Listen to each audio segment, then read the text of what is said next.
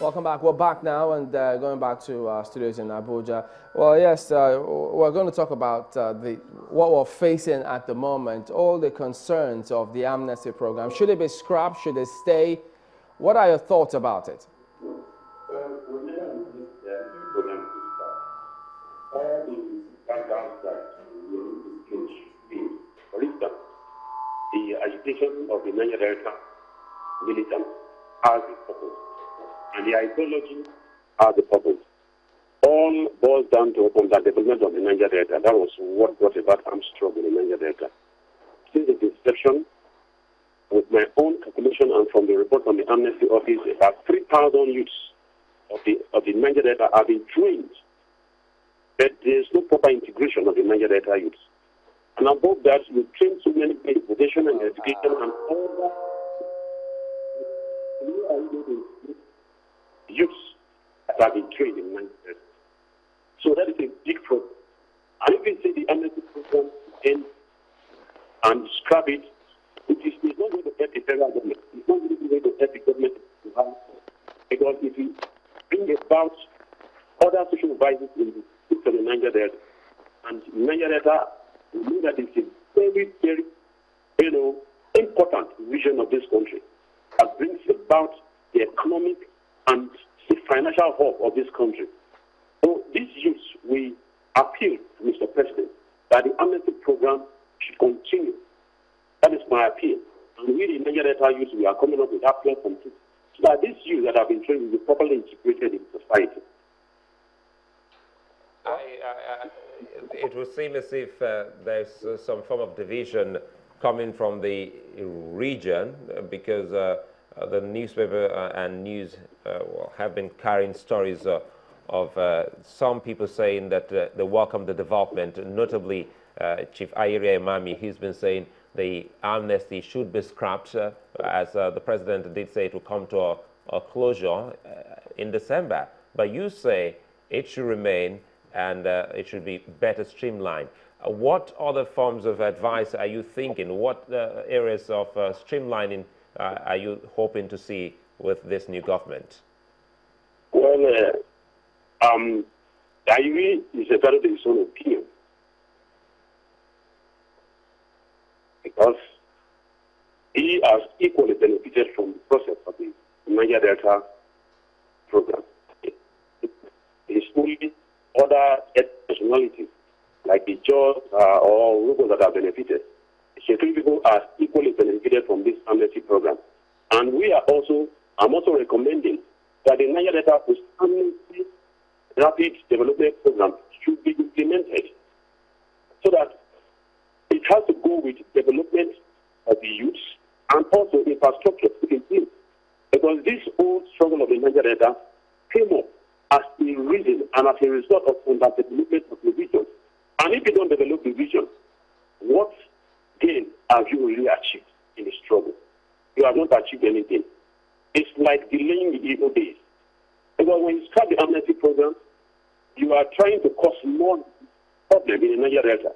And also, we have the opinion, I have the opinion that as a member of the Secretariat Committee and also a member of the subcommittee on conflict militancy and integration subcommittee, which I function with people like Admiral Peter Ebaleman and also Professor Colin Ounayo and also people like Ayanko Emizu from Port Harcourt. We all know the problems that are confronted in Niger Delta. And I want to say categorically clear, and I want to advise the present administration that we should put people who are proving integrity in place, people who know the mindset, people who are deeply rooted, people who partake in struggle to handle the affairs of the Niger Delta region, so that money that is earmarked for the development of the youths of the Niger Delta region will not go into the private pocket of some few persons who are equally telling the Nigerian state that all is well, whereas all is not well. And also, I'm clamoring for a situation whereby there will be a new Grand Niger Delta, so that investors can come and at least invest in our region with peace and a enabling environment. I still don't seem to get the point. We've seen young men being taken out of the country almost on a, on a schedule, going out for training, and some have been trained within, and they have all returned. Some are gainfully employed. And if you say you're also looking to see people that were part directly in the struggle to take charge of the amnesty program, one wonders where this is driving at. Don't you think that an amnesty such as this will definitely have a closure someday? Do you want it indefinitely? Well, I can't get you again. Please repeat. I can't get you clearly. Hello, I'm with you. I wanted you to be more specific, to clarify when you say you wanted people that were directly in the struggle to run the affairs of the amnesty program. Well, when I talk about in the struggle, people who are involved in the struggle simply means people who are also affected, communities being devastated, their lands are being cleared away with the inception of this, military bombardment and other things. There are people who are there who really suffer this trauma, and there are people who are neglected. I want the government of Israel to look inward for a proper recommendation so that at the end of the day we will not see trainings on a piece of paper, trainings, as the case may be, 3,000 youths have been trained. Where are the 3,000 youths that have been trained? The proper statistics of those that have been trained, those that are trained in aviation, in aviation, and all, whether electrical or underwater diving and other things. That is what I'm talking about. Because many of them don't really understand what this proposal is all about. And we are also saying that we are not condemning anybody yet, but that the amnesty program did not meet up to the demand of the Niger Delta. Because it's like some group of persons who feel that they are more superior than others are the ones handling these affairs. And at the end of the day, it became a charade. And it's not really serving the purpose at which the amnesty program was declared by President Umaru Musa Yar'Adua, 2009. So this thing is causing a lot of problems. That is why there are a lot of demonstrations, there are a lot of agitations, there are a lot of saying that we are not included. There are a lot of people who are still on queue that are not integrated in this process. So how are you going to treat those people? That is why I said the government should look inwardly and also place their satellite, put their tentacles in place so that they can get somebody of proven character, void of corruption, so that the amnesty process can go smoothly. And also it can go in line with the development of the region. Because if you don't tackle the issue of development, the issue of proper integration, you have not achieved anything. Let me ask you this, because given the views that you hold, have you made contact with the Amnesty Office to get certain information concerning what exactly they've done and where are they at the moment with this program? Well, the Amnesty Office, as you know, is being structured in such a way that if you are not among the clique, you are sidelined. That is why it is being wrong. And when I look at some of the things happening in the Amnesty Office, it gives my imagination that is this how we are going to get to the promised land of transforming the Niger Delta? It gives my imagination. Because if you take statistics of people trained today, I can't really see somebody who are really partake in the struggle being integrated properly. In other words, you haven't made contact to request certain information from them? From the Amnesty Office, you say? I'm sorry, I didn't get that. Hello? I'm asking, have you made contact with them? Because they will always defend some of the programs and actions that they've done, even the ones they're currently doing now. Yes, I do follow up, but what I'm saying is that the program, the level at which it is now, has not really given the Niger Delta youth the proper integration. You can train somebody, but where is the person going to really function? That is what I'm talking about. The integration process is what I'm talking about. The demobilization program, the dropping of arms, and the training program is a successful one. I'm not condemning it. But the integration process proper, that is what we are talking about, the post-amnesty program proper, that will bring about sense of belonging to the ex-agitators and also those that are left behind. What future are those people going to hold on to?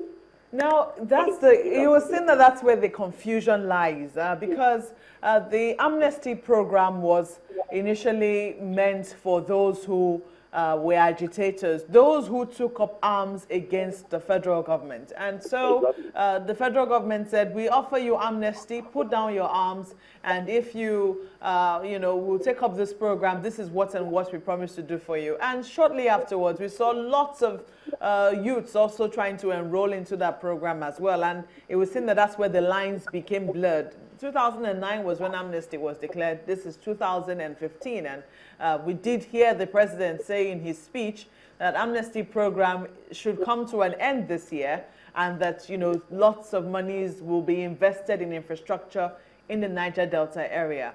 Now, clarify for us, for those people who are still not clear, are you talking about the ex-agitators? Because a lot of people will say that 6 years is a long time for these ex-agitators to have been, given this amnesty, and the program itself almost done and dusted in terms of, training them and ensuring that they're back into society. Or are you talking about the group of people who started to agitate when they saw what was being given to the people who were agitating before then?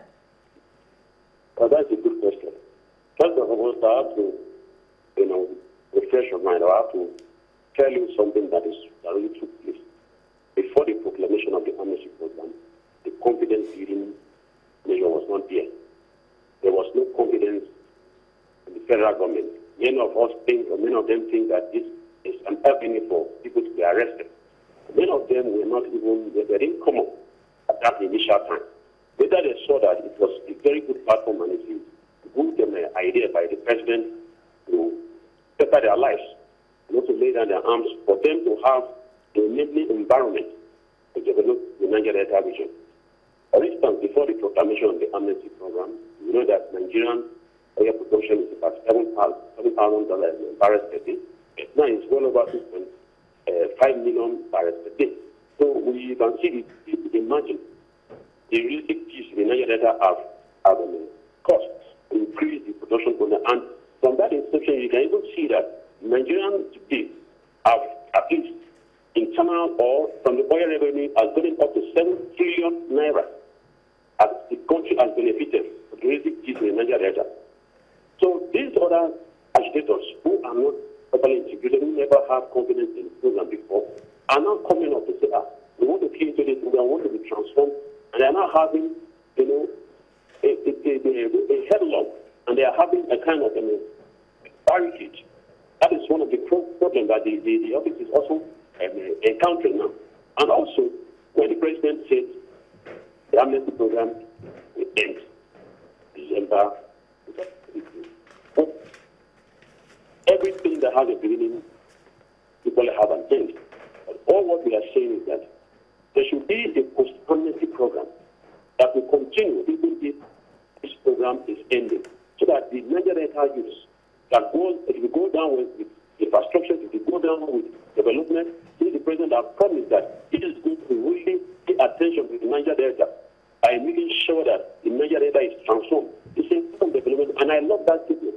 I don't wonderful president. But the dictators who are not properly integrated, that is what we are talking about, so that their lives should be transformed. There are some who lost their lives in struggle. There are some, their wives and children. There are some who are evil in the Shari. There are some who are psychological trauma. There are some that are even mad in the street. So those are the persons that we need to also come and, work on them, try to make sure that how we can better their lives. All right, let me get, we have Mr. Daniel Alabra, who is the head of media and communication for the amnesty program. He joins us also today. So let me get him to respond to what you're speaking about now.